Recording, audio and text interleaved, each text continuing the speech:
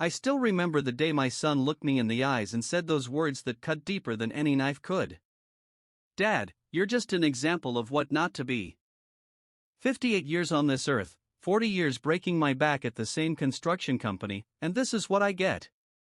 A son who sees nothing but failure when he looks at me. My name is Frank Caldwell. I built houses for other people my entire life so that my family could have one of their own. A nice 4-bedroom colonial in a decent suburb of Boston. Nothing fancy, but it was ours. Or so I thought. It was a Tuesday evening in late October when everything changed. The Massachusetts fall had painted the trees in brilliant reds and golds, but all I could see was gray. Martha, my wife of 35 years, had passed away from cancer 18 months ago. The house felt empty without her laughter filling the rooms. Our daughter, Emma, had moved to California years ago, rarely calling except when she needed money for her latest business venture. But my son, Michael, had stayed close. Too close, as it turned out. Michael was always the smart one. College educated with an MBA from Boston University. He worked for some financial firm downtown, always dressed in tailored suits that probably cost more than I made in a month. He had married Vanessa, a sleek blonde with perfect teeth and a Harvard law degree. They had given me 2 grandchildren that I rarely saw, despite living just 20 minutes away. Dad, we need to talk about your finances, Michael said that evening, setting his leather portfolio on my kitchen table. The same table where Martha and I had shared thousands of meals, where we'd helped the kids with homework, where we'd celebrated birthdays and Christmases. What about them? I asked, pouring him a cup of coffee. My hands were calloused and scarred from decades of honest work. His were smooth as a baby's. You're not getting any younger, and with Mom gone. He paused, not out of emotion but calculation. We need to make sure you're taken care of. I had heard this speech before. Since Martha died, Michael had been nudging me about estate planning and asset protection. I didn't have much, the house was paid off, and I had about $320,000 in retirement savings, plus Martha's life insurance payout of $150,000. Not a fortune, but enough to live comfortably in my golden years. I'm fine, son. Don't worry about me. He tapped his expensive pen against his portfolio. That's just it, Dad. You're not fine. You're living in this big house all alone, eating TV dinners, watching that ancient television. This isn't what Mom would have wanted. The mention of Martha made my throat tighten. Your mother would have wanted me to be happy. I am. Michael sighed, that condescending sound I'd grown to hate. Look, I've talked with a financial advisor. The smart move would be to sell the house, invest the proceeds, and move into a smaller place. Maybe that retirement community over in Lexington. Sell the house? The very idea was unthinkable. This is our home. It's just a building, Dad. An appreciating asset that's currently being underutilized. Just a building? Every nail in this place had a memory attached to it. The doorframe in the kitchen where we'd marked the kids' heights every year. The dent in the living room wall from when Michael had thrown a baseball indoors after I told him not to. The garden Martha had lovingly tended. I'm not selling. Michael's jaw tightened. He had Martha's stubborn chin. Dad, be reasonable. At your age, managing a property like this doesn't make sense. At my age? I was only 58, not exactly 1 foot in the grave. You know what I mean. You're a construction worker, not a financial planner. Let me help you. I should have seen it then, the contempt behind his words. But he was my son, my flesh and blood. The boy I taught to ride a bike, to throw a baseball, to drive a car. I'll think about it, I said, just to end the conversation. He left soon after, leaving behind a glossy brochure for Lexington Meadows Retirement Village. I tossed it in the trash as soon as his BMW pulled out of the driveway. That night, I couldn't sleep. Martha's side of the bed remained empty, as it had for the past 18 months. I stared at the ceiling, thinking about Michael's words. Was I really just an old fool who couldn't manage his own affairs? The next morning, I decided to visit him at his office. I'd never been there before, he'd never invited me. I put on my best shirt and khakis, a far cry from his designer suits, but presentable. His firm occupied 3 floors of a glass tower downtown. The receptionist looked at me like I was a lost delivery man. "I'm here to see Michael Caldwell. I'm his father." Her perfectly shaped eyebrows rose slightly. "Do you have an appointment, sir?" "No, but Mr. Caldwell is in meetings all day. Perhaps you could call his assistant to schedule something?" I stood there, feeling out of place among the gleaming surfaces and important-looking people rushing about. "Could you just tell him I'm here? It won't take long." She made a call, speaking in hushed tones. A few minutes later, Michael emerged from an elevator, his face a mask of irritation poorly disguised as concern. "Dad? What are you doing here?" "Thought I'd see where my son works," I said, trying to sound cheerful. "Maybe we could grab lunch?" His eyes darted around, clearly embarrassed by my presence. "I have back-to-back meetings today. I told you to call first." "Right. Sorry." I felt like a scolded child. "Look, why don't you head home? I'll call you tonight." He was already backing toward the elevator, eager to escape. "Sure, son. Another time." As I turned to leave, I overheard the receptionist. "Is that really your father? He looks so ordinary." I didn't hear Michael's response. I didn't need to. That afternoon, I decided to stop by the bank to check on my accounts.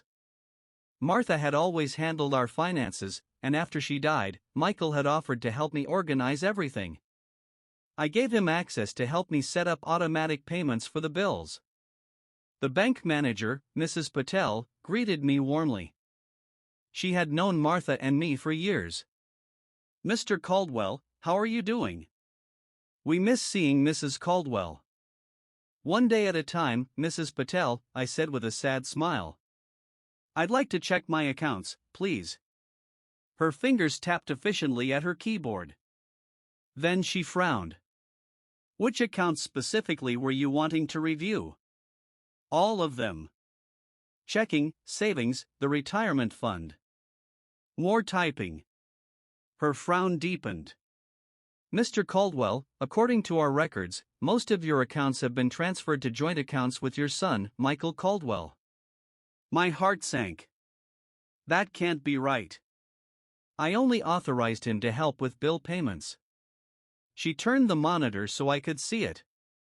My checking account showed a balance of $3,246.12. My savings account, $5,689.27.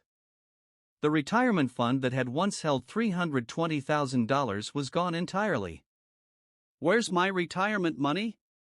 My voice sounded distant to my own ears.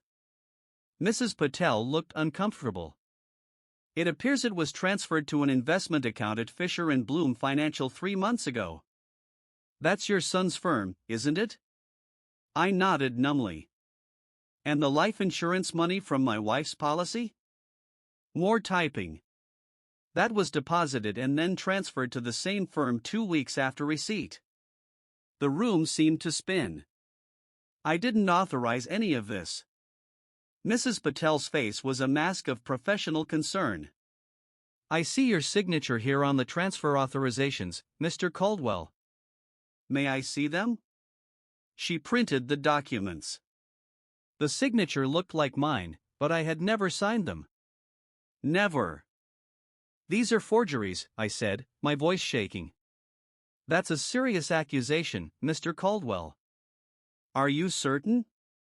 Was I? My own son. My flesh and blood. Can you tell me where the money went after it was transferred?" She couldn't, of course. Bank confidentiality. But she did print out all the documentation I needed. I left the bank in a daze, the manila envelope of bank statements clutched in my hand. Instead of going home, I drove to the public library and used their computer to check my email. I rarely used it. Martha had been the tech-savvy one in our relationship, but I needed to see if there were any electronic trails. My inbox was full of notifications from the bank, investment firms, and property assessors. One email caught my eye, a message from a real estate attorney confirming the paperwork for transferring the deed of my house to Michael and Vanessa Caldwell was ready for my signature. My house. They were taking my house. I printed everything and drove home, my mind racing. The house I'd worked my entire life for. The money I'd saved for retirement. All of it being systematically stripped away by my own son. When I pulled into my driveway, Michael's BMW was already there. He was waiting on the porch, his face tight with anger. "The bank called me," he said as I got out of my truck. "What the hell, Dad? You're accusing me of fraud?" I looked at my son, the stranger in expensive clothes who had my eyes and Martha's chin, and felt something break inside me. "Did you forge my signature to steal my retirement money?" I asked quietly. "I didn't steal anything," he snapped. "I moved your assets into better investments. You're financially illiterate, Dad. Someone needed to take control before you squandered everything. Without my knowledge? Without my permission?" He ran a hand through his perfectly styled hair. "I tried to talk to you about it, but you're so damn stubborn. Just like when you refused to let Mom get that experimental treatment in Switzerland. If you had listened to me then, maybe she'd still be alive." The accusation hit me like a physical blow. That treatment wasn't approved. The doctors said it could kill her faster. The doctors you chose. The cheap ones our insurance would cover. I stared at him, this person I'd raised, this person I no longer recognized. "Is that what this is about? You blame me for your mother's death, so you're punishing me by taking everything I have? This isn't punishment, it's protection from yourself." He straightened his tie. "The world has changed, Dad. You're still stuck in the past, thinking hard work and honesty are enough. They're not. Look at you, 40 years breaking your back, and what do you have to show for it? A modest house in an unfashionable suburb and some meager savings. It was enough for me and your mother. We were happy." He scoffed. "Mom deserved better. She could have married someone with ambition, with vision. Instead, she settled for you." Each word was a dagger. "Your mother never settled a day in her life. Whatever helps you sleep at night." He pulled out his phone, checking the time. "Look, I've got a dinner meeting. We can discuss this tomorrow when you're thinking more clearly." As he brushed past me toward his car, he delivered the final blow. "You're just an example of what not to be, Dad. That's all you've ever been to me. A cautionary tale I tell my kids." I watched him drive away, his words echoing in my head. A cautionary tale. An example of what not to be. That night, I sat at my kitchen table with the documents spread before me. Bank statements. Emails. Transfer authorizations with my forged signature. The deed transfer papers awaiting my signature. It was all there in black and white, the systematic betrayal by my own son. I thought about calling the police, but what would I say? My son has stolen my money? He'd argue he was managing it for me, investing it. He'd paint me as a confused old man who couldn't take care of himself. With his education and connections, who would believe me over him? No, if I wanted justice, I would have to be smarter. More calculated. I would have to think like Michael. I spent the next 3 days gathering information. I contacted the bank again and requested all transactions from the past 2 years. I called my insurance company and asked for documentation of all policy changes. I even hired a private investigator, a retired cop named Jim Reeves, who owed me a favor after I rebuilt his deck for cost. "Frank, this is serious stuff," Jim said after reviewing my documents. "Your son has systematically transferred your assets into his control.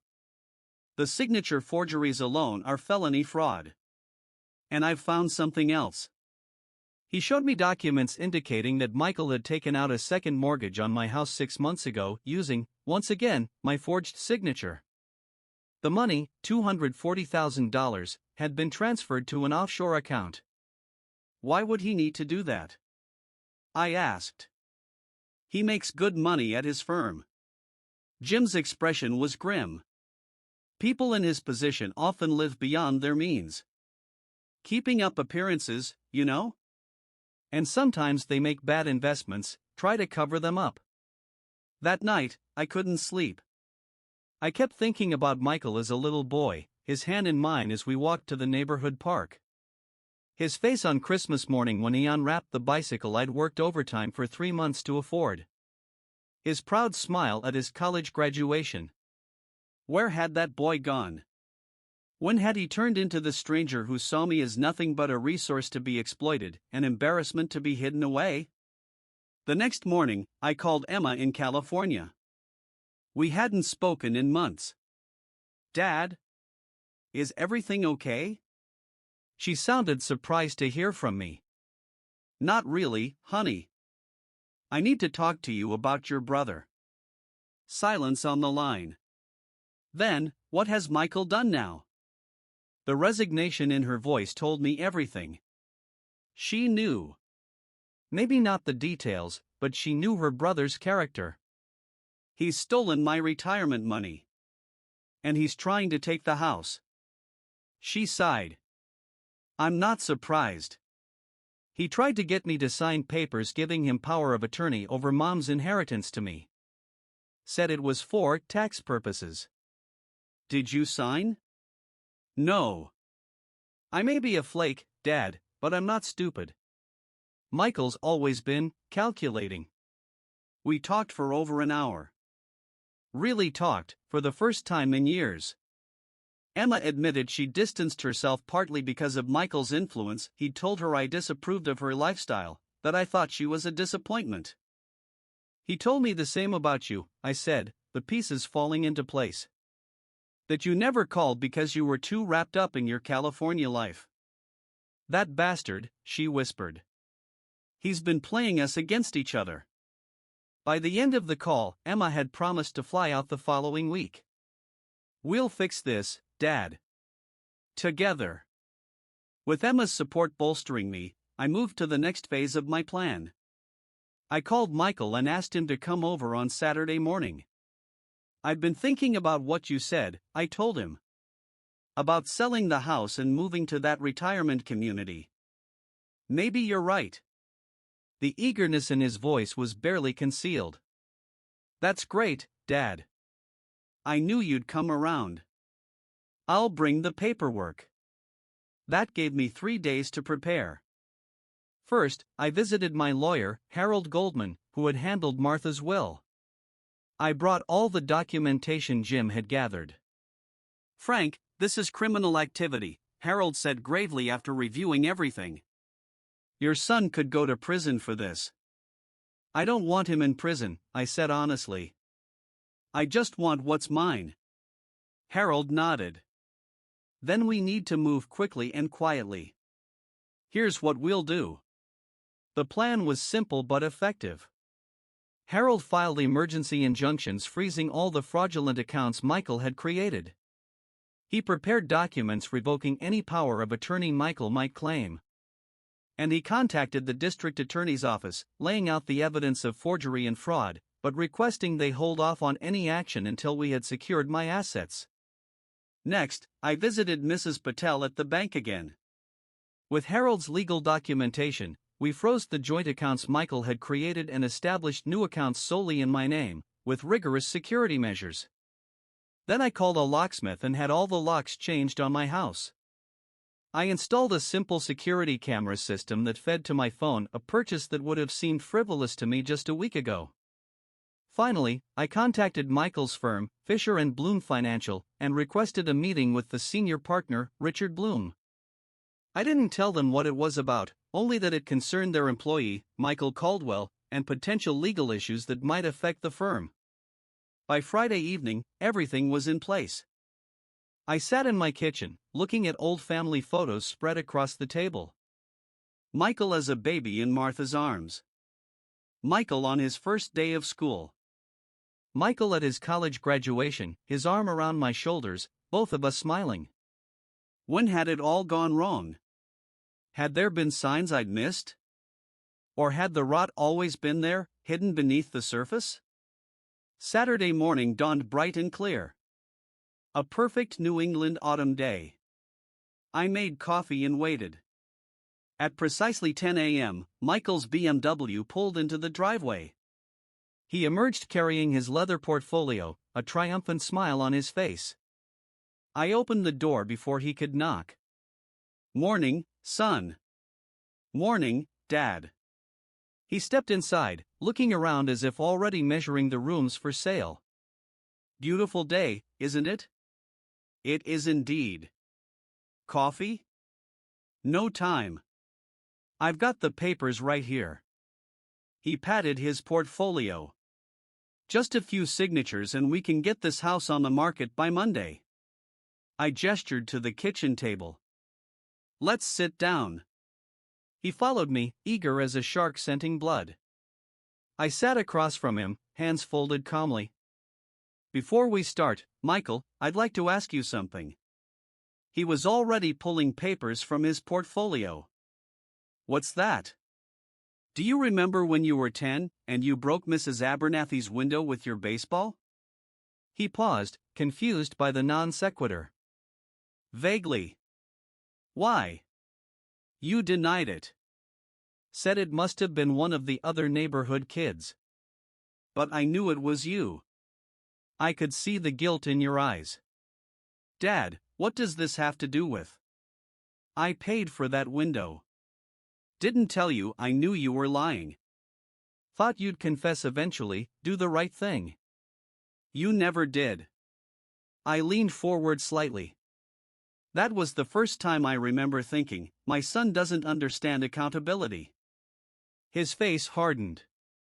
"If you called me here for a trip down memory lane, I've got better things to do."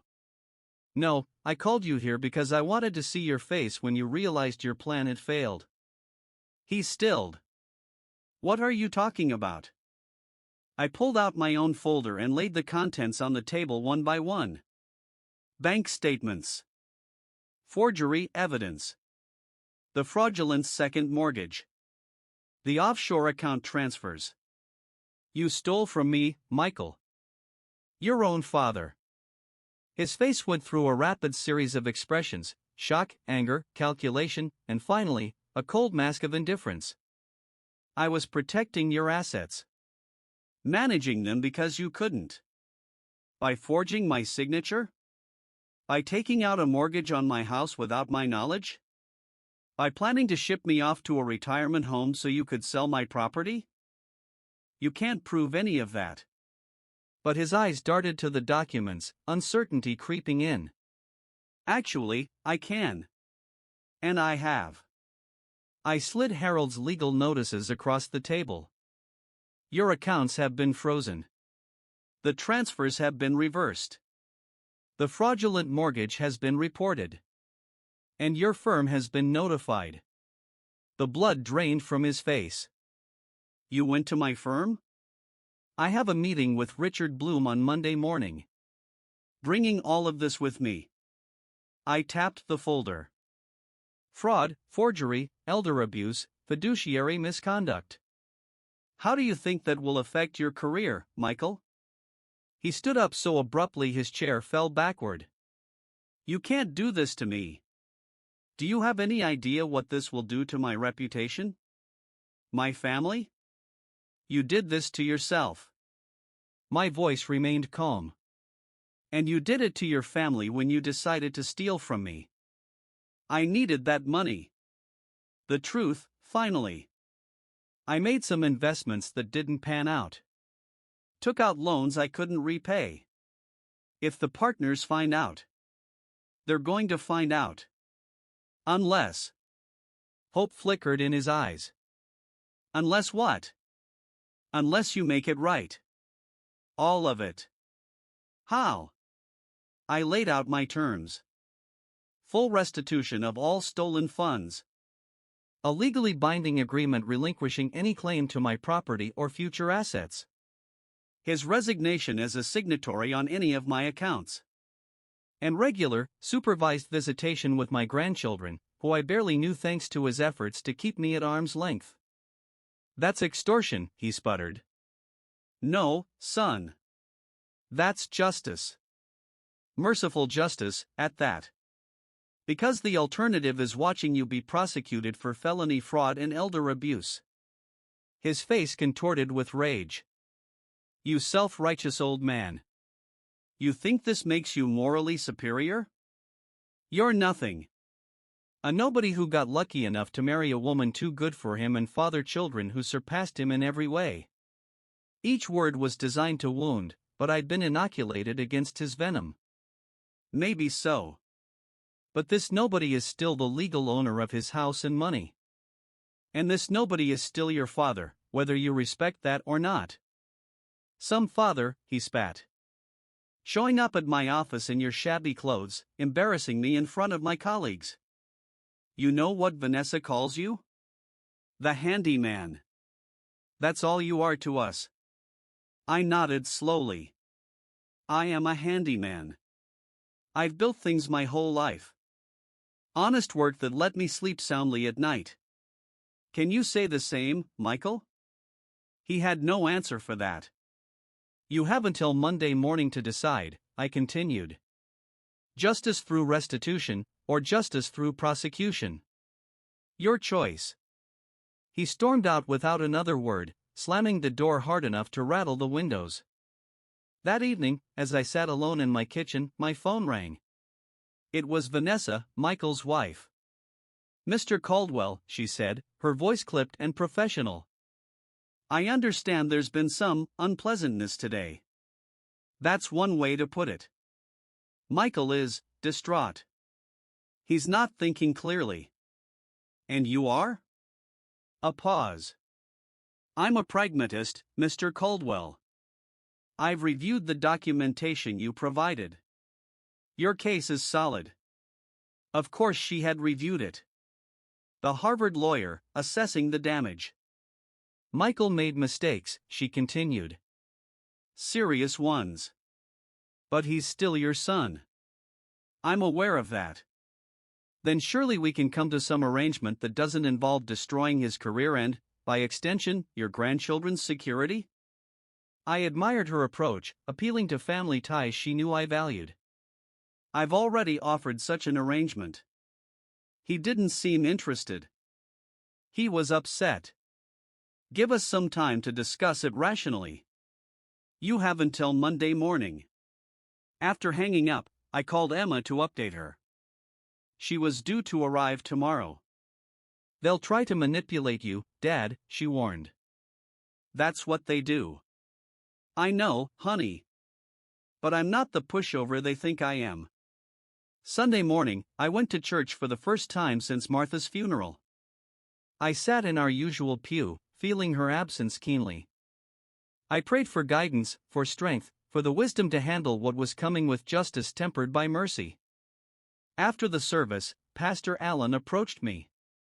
Frank, good to see you. It's been too long. Yes, it has. I've been struggling. His kind eyes showed understanding. Loss changes us. Sometimes in ways we don't expect. I found myself telling him everything: Michael's betrayal, the stolen money, my plans for resolution. He listened without judgment. What troubles you most about this, Frank? He asked when I'd finished. I thought about it. That I didn't see it coming. That I raised a son capable of this. We raise our children, but they make their own choices. Michael's actions reflect on him, not on you. But somewhere along the way, I must have failed him. Pastor Allen shook his head. Or perhaps you succeeded too well in some areas. You provided security, stability, opportunity. Perhaps Michael never learned to value these things because he never had to struggle for them. His words stayed with me as I drove to the airport to pick up Emma. She rushed into my arms at the arrival gate, holding me tight. "I've missed you, Dad," she said, her voice muffled against my shoulder. "I've missed you too, sweetheart." On the drive home, she filled me in on her life in California. Her latest business venture turned out to be a legitimate small bakery specializing in gluten-free goods. "It's finally taking off," she said proudly. "I should have told you about it sooner, but Michael told you I wouldn't approve," I finished for her. She nodded sadly. "He always made it seem like you were disappointed in me. In my choices." "Never," I said firmly. "Worried sometimes, yes. But never disappointed." At home, I showed her all the documentation of Michael's betrayal. Her face grew increasingly angry as she absorbed the extent of it. "That bastard," she kept saying. "That absolute bastard." We were still at the kitchen table when there was a knock at the door. Michael and Vanessa stood on the porch, both immaculately dressed despite it being Sunday. "May we come in?" Vanessa asked, her tone suggesting this was a formality rather than a genuine question. I stepped aside to let them enter. Emma remained at the table, her expression stormy. "Emma," Michael said, surprised. "What are you doing here?" "Supporting our father," she replied coldly. "Something you might want to try sometime." Vanessa's eyes narrowed at Emma's hostile tone, but she maintained her composed facade. "Mr. Caldwell, we've come to discuss a resolution." I gestured to the living room. "Let's sit down." The four of us arranged ourselves like adversaries at a negotiation table. Michael and Vanessa on the sofa, Emma and I in the armchairs across from them. Vanessa took the lead, pulling documents from her designer handbag. "We've prepared a restitution agreement. Full repayment of all funds within 30 days. Removal of Michael as a signatory on your accounts. A legal waiver of any claim to your property or future assets." I took the papers, scanning them carefully. They matched my demands, at least on the surface. "And my grandchildren?" I asked. Michael shifted uncomfortably. "Monthly visits. Supervised by Vanessa or me." "Weekly," I countered. "And some unsupervised, once trust is rebuilt." Vanessa's perfect smile didn't reach her eyes. "Bi-weekly. We can revisit the supervision question in 6 months." I nodded slowly. "I'll have my lawyer review these tomorrow. If they're as represented, I won't proceed with legal action." Michael leaned forward, his voice low and urgent. "And the meeting with Bloom? You'll cancel it?" "Yes. This stays between us, unless you breach the agreement." The relief on his face was palpable. His career, his reputation, his facade of success all preserved. "However," I added, "I do have one more condition." They tensed. "What's that?" Vanessa asked cautiously. "An explanation. I want to know why, Michael. Not the excuses or justifications. The truth." He looked trapped, glancing at Vanessa, who gave him a barely perceptible nod. "I made some high-risk investments," he said finally. "Leveraged positions that went south. Used clients' funds to cover the losses temporarily, planning to replace them with your money. If anyone found out..." He trailed off. "You'd lose your license. Your job. Everything," I finished for him. He nodded, unable to meet my eyes. "And the second mortgage on my house? The offshore transfers?" He swallowed hard. "Gambling debts. Online mostly. It got out of hand. The perfect son. The successful financial advisor. All a carefully constructed illusion. Thank you for the truth, I said quietly. I appreciate that it wasn't easy to admit. So we're agreed? Vanessa interjected, eager to conclude the business. You'll have your lawyer review the documents tomorrow, and if they're satisfactory, this matter is resolved? Yes. They stood to leave, Michael still avoiding my gaze. At the door, I called out to him. Michael. He turned, his face a mask of shame and resentment. I forgive you, I said simply. His expression crumpled for an instant before he reassembled it.